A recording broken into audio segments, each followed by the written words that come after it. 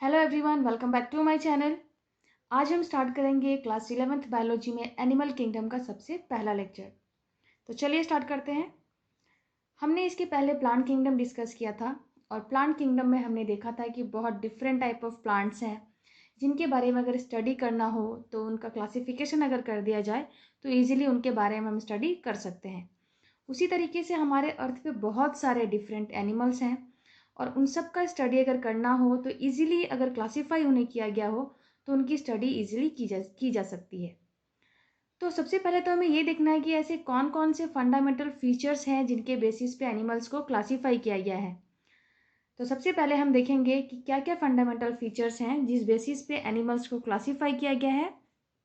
सबसे पहला इसमें आता है arrangement of cells. Arrangement of cells मतलब कि उनकी बॉडी में जो सेल्स का अरेंजमेंट है वो कैसा है। क्या सिर्फ और सिर्फ सेल्स प्रेजेंट हैं या सेल्स मिलके टिश्यूज बना रहे हैं या ऑर्गन बन रहा है या ऑर्गन सिस्टम बन रहा है। तो ये हम देखेंगे अरेंजमेंट ऑफ सेल्स में कि सेल्स का अरेंजमेंट किस तरीके से है और उस बेसिस पे एनिमल्स को क्लासीफाई किया गया है। दूसरा आता है आपका बॉडी सिमेट्री। बॉडी सिमेट्री यानी कि जो बॉडी है एनिमल्स की वो किस तरीके से इक्वल पार्ट्स में डिवाइड हो रही है, यानी कि बायलेटरल सिमेट्री है या रेडियल सिमेट्री है या उनकी बॉडी किसी सिमेट्री में आ नहीं रही है, किसी तरीके से बॉडी डिवाइड नहीं हो सकता इक्वल पार्ट्स में। तो इसके बारे में हम डिटेल्स में देखेंगे। बस आपको यहाँ पे ये याद रखना है कि इस फीचर को भी देखा गया था। नेक्स्ट आता है आपका nature of Salem. Nature of Salem मतलब कि सेलम यानी कि एक कैविटी होती है बॉडी के अंदर। तो देखा गया कि वो कैविटी प्रेजेंट है या नहीं प्रेजेंट है, तो इस बेसिस पे भी एनिमल्स को क्लासीफाई किया गया। एंड नेक्स्ट आता है देखा गया कि डाइजेस्टिव सिस्टम या सर्कुलेटरी सिस्टम, रिप्रोडक्टिव सिस्टम, इनका पैटर्न कैसा है। ये सारे फीचर्स जो हैं इनके बारे में हम आगे डिटेल्स में देखेंगे। यहाँ पे सिर्फ हमें ये याद रखना है कि ऐसे कौन कौन से फंडामेंटल फीचर्स हैं जिस बेसिस पे एनिमल्स को क्लासीफाई किया गया है। तो ये वो सारे फंडामेंटल फीचर्स हैं जिस बेसिस पे एनिमल्स को क्लासीफाई किया गया है। अब इसमें सबसे पहले हम देखेंगे level of organisation. Level of organisation यहाँ पे याद रखना है कि जो एनिमल किंगडम में जितने भी मेंबर्स हैं वो सारे मल्टीसेलुलर होते हैं और इनकी बॉडी में जो ऑर्गेनाइजेशन ऑफ सेल्स हैं वो सेम पैटर्न में नहीं होते हैं, यानी कि कुछ ऐसे यहाँ पे ऑर्गेनिजम्स होंगे जिनमें कि सिर्फ सेल्स प्रेजेंट हैं, लूजली अरेंज रहेंगे। कुछ ऐसे हैं जिनमें कि टिश्यूज बन रहे हैं। तो इस हिसाब से इस बेसिस पे इनके अंदर जो ऑर्गेनाइजेशन ऑफ सेल्स है वो सेम पैटर्न में नहीं रहता है। तो यहाँ पे सबसे पहले हमें याद रखना है लेवल ऑफ ऑर्गेनाइजेशन में cellular level of organisation. Cellular level of organisation में इसमें क्या होगा, सिर्फ और सिर्फ जो ऑर्गेनिज्म है, जो एनिमल है, उनकी बॉडी में सेल्स होंगे और ये सेल्स भी कैसे अरेंज होंगे, लूजली अरेंज्ड होंगे और सारे फंक्शंस परफॉर्म करते हैं सेल्स इनके बॉडी में। यानी कि इनकी बॉडी में ना तो कोई टिश्यू बन रहा है, ना ऑर्गन बन रहा है, ना ऑर्गन सिस्टम बन रहा है। यानी कि पूरी की पूरी जो बॉडी के अंदर फंक्शंस होते हैं वो सिर्फ और सिर्फ सेल्स परफॉर्म करेंगे। नेक्स्ट आता है आपका सेलुलर लेवल ऑफ ऑर्गेनाइजेशन के बाद टिश्यू लेवल ऑफ ऑर्गेनाइजेशन। तो टिश्यू लेवल ऑफ ऑर्गेनाइजेशन में क्या होगा कि जो सेल्स सेम फंक्शन परफॉर्म कर रहे हैं वो एक साथ मिलके क्या बना देंगे, टिश्यू। तो यहाँ पे सेल्स का क्लस्टर है, क्लस्टर बनेगा और वो एक साथ मिलके टिश्यूज बना लेंगे। तो ऐसे ऑर्गेनिजम्स जिनके अंदर की टिश्यूज बन रहे हैं उसे कहेंगे टिश्यू लेवल ऑफ ऑर्गेनाइजेशन और इसका एग्जाम्पल है आपका सिलेंटोरेट्स। नेक्स्ट आता है यहाँ पे आपका ऑर्गन लेवल ऑफ ऑर्गेनाइजेशन।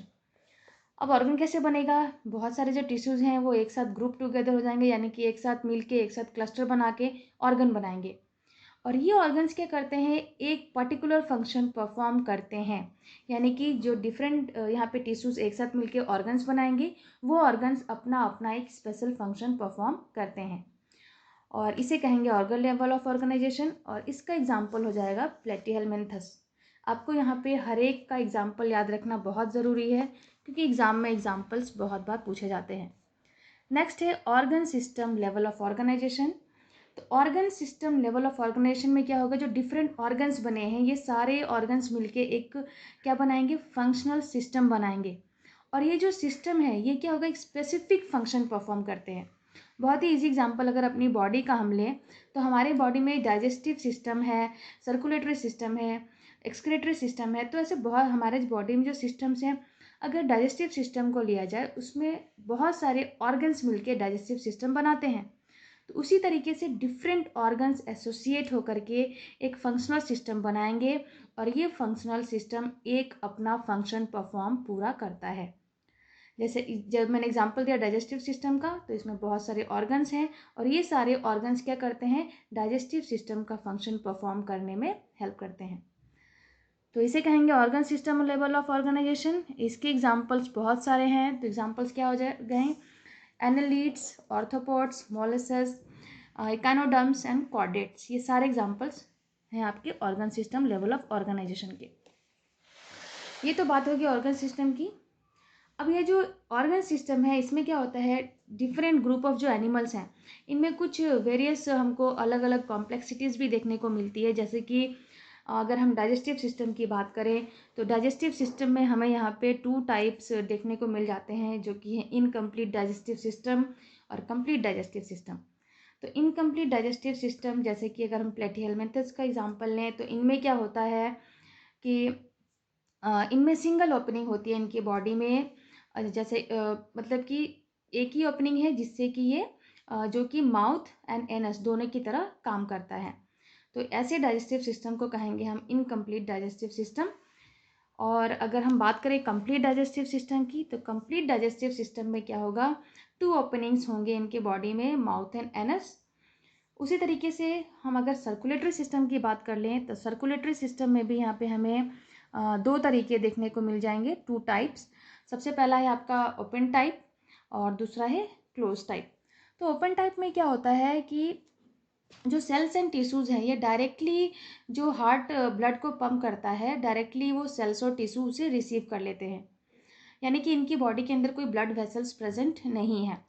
और दूसरा है आपका क्लोज टाइप। क्लोज टाइप में क्या होता है कि इसमें जो ब्लड हार्ट से होके सर्कुलेट हो रहा है, ये पूरे सेल्स और टिश्यूज़ तक कैसे पहुंचेगा, ब्लड वेसल्स के थ्रू पहुंचता है, यानी कि आर्टरीज, वेन्स एंड कैपिलरीज के थ्रू।